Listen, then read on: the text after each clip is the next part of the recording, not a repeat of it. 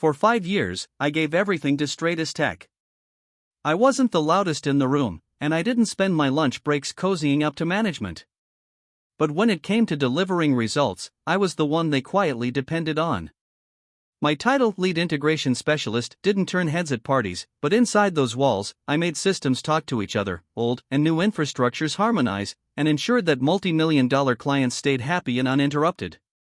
I led my team through messy code, unstable migrations, and impossible timelines. I was the one who answered emergency calls at 2 a.m. when a rollout failed or a server went down. I trained new hires, mentored junior staff, and documented everything to a fault. My department had the lowest turnover, and our success rate was the highest in the company. And then came Dennis. Dennis arrived with shiny loafers, a LinkedIn resume full of jargon, and a taste for visibility. He was the kind of guy who said synergy with a straight face and turned status updates into TED Talks. He joined as the new division director, and within 2 weeks, everything changed. He didn't ask how things worked, he just assumed they were broken because he hadn't built them. He wanted rebranding, reorganizing, and reimagining. And he didn't want quiet veterans who just got things done. He wanted leaders. People with energy. People who lit up a room. People who, coincidentally, looked and acted a lot like him. He barely spoke to me in meetings. I could see it coming like a slow train, he was going to push me out. Still, I held out hope. I kept delivering. But when Michelle, a junior staff member with less than a year of experience, started sitting in on my meetings and speaking over me, I knew.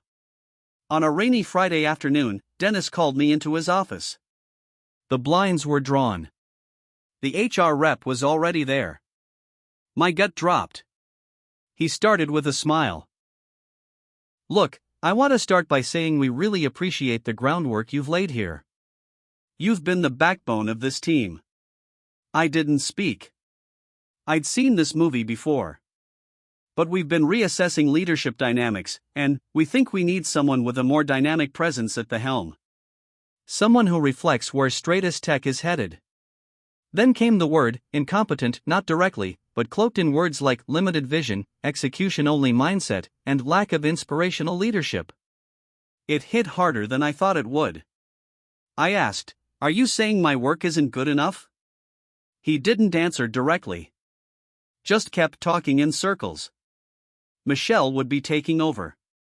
Effective immediately. They offered a severance package, 3 months' salary. I could leave that day or do a 2-week transition.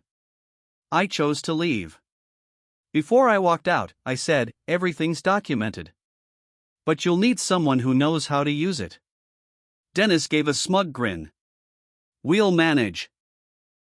And just like that, 5 years of work were boxed up into a single afternoon. I walked out with my head held high, but not without leaving a few silent gifts. My documentation was thorough, but only navigable if you understood the way I linked internal systems. I hadn't done it to sabotage anyone, it was just the way I worked. Efficient. Detailed. Precise. Too bad they thought precision was boring.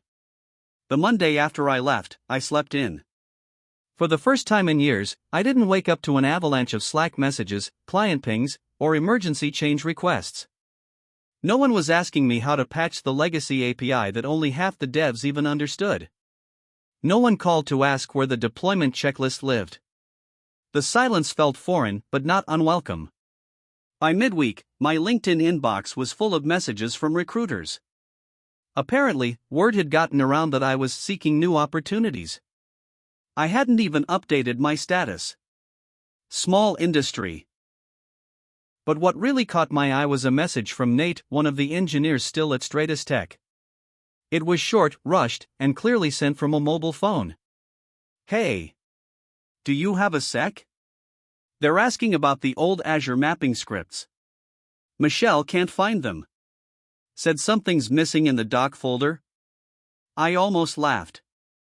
Those scripts were sensitive. They handled client-side encryption key swaps during migrations. One misplaced step could brick a client's data access for hours. They were buried behind 2 levels of permissions, with metadata instructions stored separately because that's how Dennis wanted it. I didn't respond. Not out of malice, but because I didn't work there anymore. They made their choice. I was done handing out lifelines. The next day, another message came in, this time from Hannah, an account manager I used to work closely with. Her tone was different. Hi. Sorry to bother you, but do you know where the client's sync history for Telcroft went? Their migration was scheduled today and nothing's lining up. I think something's broken in the automation Michelle launched. Telcroft was a $4.2 million client. They had zero tolerance for delays. I had spent weeks building a custom synchronization matrix for them, layered over 3 environments to ensure zero data loss. Without it, any push could corrupt live data. By Friday, word hit the street that Telcroft had paused their contract and demanded an internal audit. Apparently, Michelle had repurposed my system without understanding how the rollback triggers were hard-coded. She tried to modernize the integration process by rewriting it, on a tight deadline, using ChatGPT. I almost felt bad. But what followed was worse. 2 more clients reported data errors. A third requested to speak to someone with authority. I heard from a friend in DevOps that Dennis had started holding emergency meetings daily.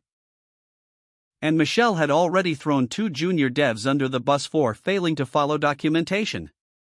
Documentation they didn't even know how to navigate. One night, as I was finishing dinner, my phone buzzed. Unknown number. I let it ring. Then came the voicemail. Hey, it's Dennis. I know this is unexpected, but I think we may have gotten off on the wrong foot. Things have escalated quickly. If you're available, I'd love to talk.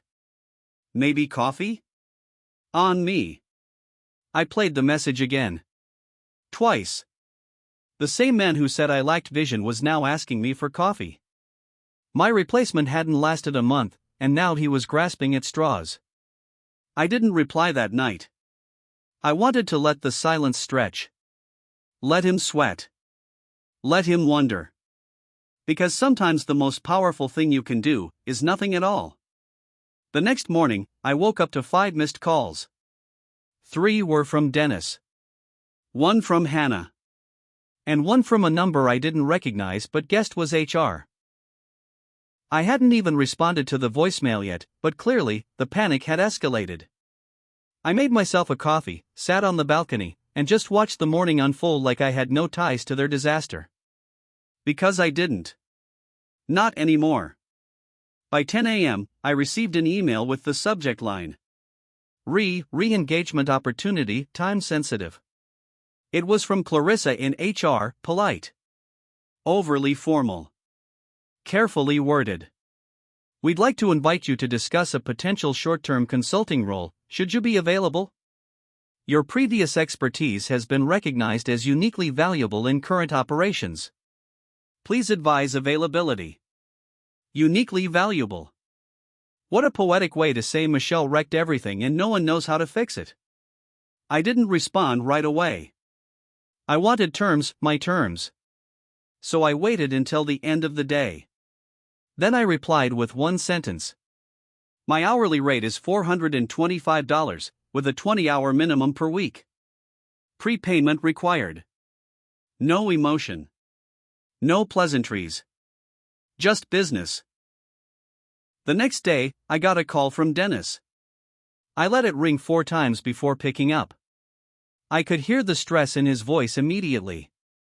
Hey, I got your email. Listen, I know things ended a bit rough, but we really could use your expertise right now. We're trying to stabilize some systems, and there's a lot going on. I let the silence stretch. He kept talking. Honestly, if you could just come in for a couple days and help Michelle clean up the back-end scripts. I interrupted. Calmly. Directly. Michelle's the one who tried to rebuild the system without reading the dependency tree. She tried to modernize a stack she never understood. And now you want me to fix it for her? He paused. I wouldn't put it like that. But, yes. We need your help. I smiled to myself, not because I wanted revenge, but because I had control. And they knew it. Dennis, this isn't a favor. This is a rescue mission. My rate stands. And I don't work under Michelle. If I come in, I run my own schedule, report to no one, and I work remotely exclusively. He hesitated again. That's pretty steep. Not as steep as losing Telcroft. Or the lawsuits coming when your current systems start pushing corrupted backups to production. Silence. Then, reluctantly. I'll run it by upper management. A few hours later, HR sent a revised contract. My terms, exactly as I stated. I signed. They wired the first payment within the hour. By Monday, I had full system access restored, and within 15 minutes, I'd already found 3 config file mismatches and a fatal cron job loop that was going to crash their client logs in 48 hours. Michelle never contacted me directly. She was on personal leave by Tuesday. I didn't ask what happened. I didn't care. I was too busy fixing the mess they swore I was never capable of preventing in the first place. Returning on my terms was strangely satisfying. I didn't step back into that office. I never set foot into that sterile meeting room with the fake plants and Dennis's faux inspirational posters. Instead, I logged in remotely from my own setup, dual monitors, ergonomic chair, jazz playing low in the background. Comfortable. Controlled. Unbothered. And from the moment I reconnected to their systems, the cracks became gaping wounds.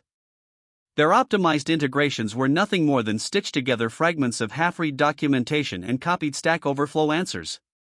Configuration files were mismatched across environments. Encryption keys had been rotated without logging the changes. The automated reports sent to Telcroft showed clean transitions, but behind the scenes, nearly 19% of their live data had been pushed into the sandbox environment due to an indexing error. Had I not caught it in time, Telcroft would have received a massive invoice based on phantom storage. A billing error like that could have cost both sides a lawsuit. I patched it. Quietly. Without fanfare. Then I wrote a new report, one Telcroft's CIO could actually trust. I didn't CC Dennis. I sent it directly to Hannah, the account manager. She knew where credit was due. By the end of week 1, Telcroft resumed their contract. Week 2, I rebuilt the custom backup validation system I created 2 years prior because Michelle had deleted the core scripts, thinking they were obsolete. That backup system had quietly prevented 4 outages during her time as lead. She never even knew. During a Zoom meeting where I was invited strictly as a consultant, Dennis made the mistake of trying to reassert authority. Let's make sure we loop in everyone before we push these updates, alright? We don't want to go rogue. I looked him straight through the webcam and replied flatly.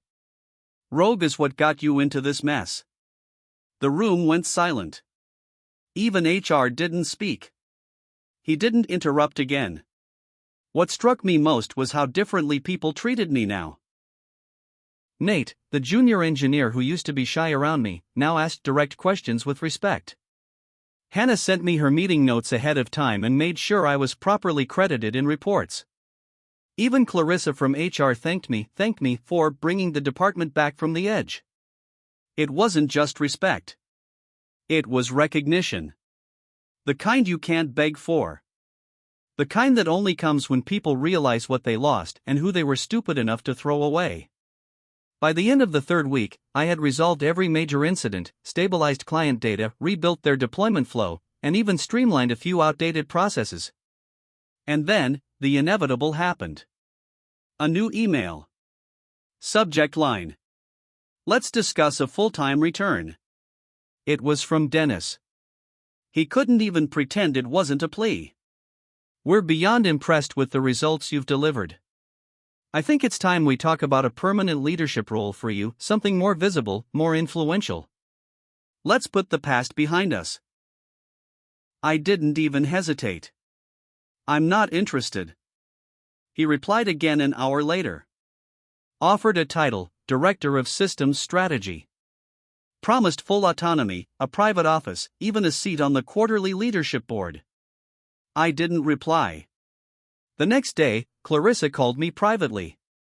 She said the offer still stood. That they realized their mistake. That the company was changing. But I had already changed. I no longer needed their building, their badge, their title. I had offers lined up from competitors, startups, and even a government contractor that wanted me to consult on infrastructure modernization. The thing about being underestimated is, once you prove them wrong, you never go back to asking for a seat at their table. You build your own table, and they come knocking. 2 months had passed since my temporary re-engagement began. By then, the company was back on its feet, but it wasn't because of Dennis, or because of any heroic team effort. It was because I had quietly reversed the collapse, brick by brick, from behind a laptop they no longer controlled. The irony? Every system now ran smoother than it ever had during my official tenure. Not because I had suddenly become more competent, but because I was finally operating without their limitations, micromanagement, and politics. I was building solutions, not battling egos. And that's when the final email came in. Not from Dennis. Not from Clarissa. This one was from upper executive leadership, a senior VP named Adrian who, until then, had stayed completely silent throughout the chaos.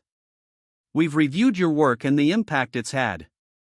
I'd like to speak with you directly about a long-term leadership role reporting to me. No interference. Full autonomy.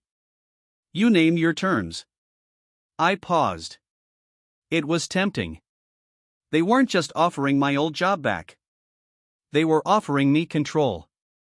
Recognition. Status. Everything I had earned now packaged with a bow, months too late. So I did what I knew I had to do. I declined. But I didn't just send a polite no. I wrote them a letter. Not out of spite, but for clarity. For closure. For me. Dear Adrian. I appreciate the offer. But I believe in moving forward, not backward. When I was let go, I wasn't angry, I was disappointed. Disappointed that a system I had helped sustain didn't value the quiet resilience that held it together. Disappointed that leadership was mistaken for volume, and that vision was reduced to vanity. You didn't need me until everything fell apart. And now that the systems are running again, I'd rather not return to the place that only respects someone once they've left. Thank you for the opportunity. But I've already found something better, freedom. Best. Cameron. Yes, my name is Cameron. And for the first time in my professional life, I didn't have to prove myself to anyone. A week later, I signed a contract with a rising tech firm specializing in sustainable infrastructure. Where my skills weren't just respected, they were relied on from day one. The CEO personally welcomed me, not because of my resume, but because he'd seen the systems I built. One of his investors had been a former Stratus Tech client. Funny how the world works. As for Dennis? I heard through the grapevine that he stepped down quietly for personal reasons. Michelle never came back. The systems I rebuilt? Still running. Still stable. Still mine in structure and design. I don't know if they ever truly understood what they lost. But it doesn't matter. Because I didn't need revenge. I had something better. Proof.